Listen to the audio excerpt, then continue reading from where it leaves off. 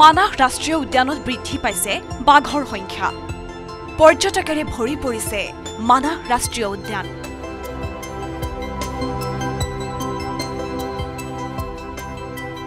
বিশ্ব ঐতিহ্য ক্ষেত্ৰ মানাহ ৰাষ্ট্ৰীয় উদ্যানত ক্ৰমাৎ বৃদ্ধি পাইছে বাঘৰ সংখ্যা।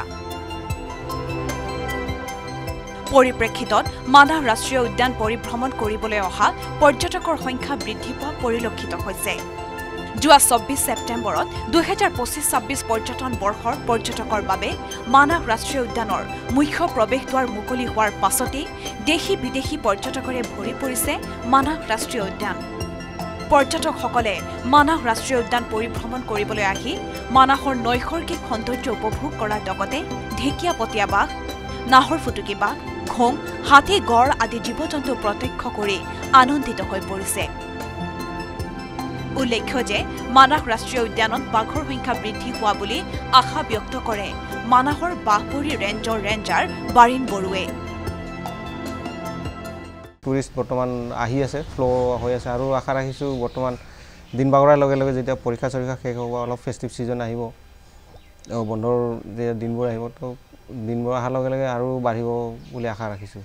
চাইটিং আমাৰ ভাল হৈ আছে, কিছুমানে টাইগাৰো দেখা পাইছে, ব্লেক পেন্থাৰ দেখা পাইছে, লিঅ'পাৰ্ড দেখা পাইছে বা অন্য আমাৰ হাতী, গড়, মহ এই জীৱ জন্তুবোৰতো দেখা পাই আছে। বাঘৰ সংখ্যা বৃদ্ধি পাব লাগে বুলি আশা ৰাখিছোঁ, কাৰণ বাঘৰ আমাৰ প্ৰায় ৰেগুলাৰ ইণ্টাৰভেলত প্ৰায় চাইটিং হৈ আছে। মুছলপুৰৰ পৰা Manohar Rajbongshi report, news 18 Assam north east.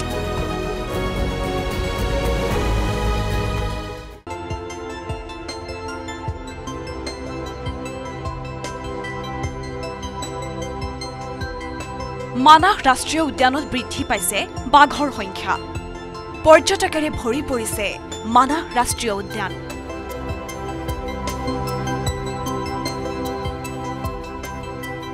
বিশ্ব ঐতিহ্য ক্ষেত্ৰ মানাহ ৰাষ্ট্ৰীয় উদ্যানত ক্ৰমাৎ বৃদ্ধি পাইছে বাঘৰ সংখ্যা। পৰিপ্ৰেক্ষিতত মানাহ ৰাষ্ট্ৰীয় উদ্যান পৰিভ্ৰমণ কৰিবলৈ অহা পৰ্যটকৰ সংখ্যা বৃদ্ধি পোৱা পৰিলক্ষিত হৈছে।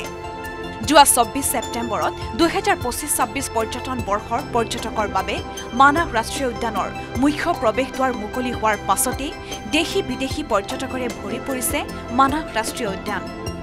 পৰ্যটকসকলে মানাহ ৰাষ্ট্ৰীয় উদ্যান পৰিভ্ৰমণ কৰিবলৈ আহি মানাহৰ নৈসৰ্গিক সৌন্দৰ্য উপভোগ কৰাৰ লগতে ঢেকীয়াপতীয়া বাঘ, নাহৰ ফুটুকী বাঘ, ঘোং, হাতী, গড় আদি জীৱ-জন্তু প্ৰত্যক্ষ কৰি আনন্দিত হৈ পৰিছে।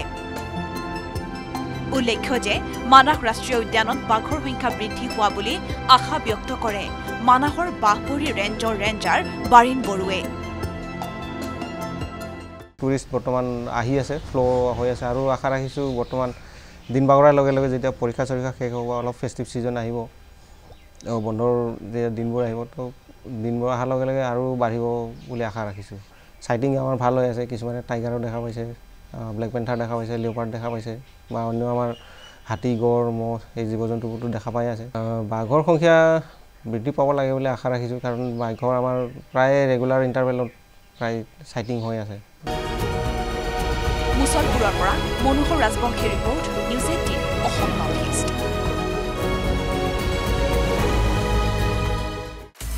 আপুনি বিচৰা বাতৰি পাব কেৱল নিউজ 18 এপত। নিউজ 18 এপ ডাউনলোড কৰিবলৈ স্কেন কৰক এই QR কোড। গুগল প্লে ষ্টৰতো পাব এই নিউজ 18 এপ।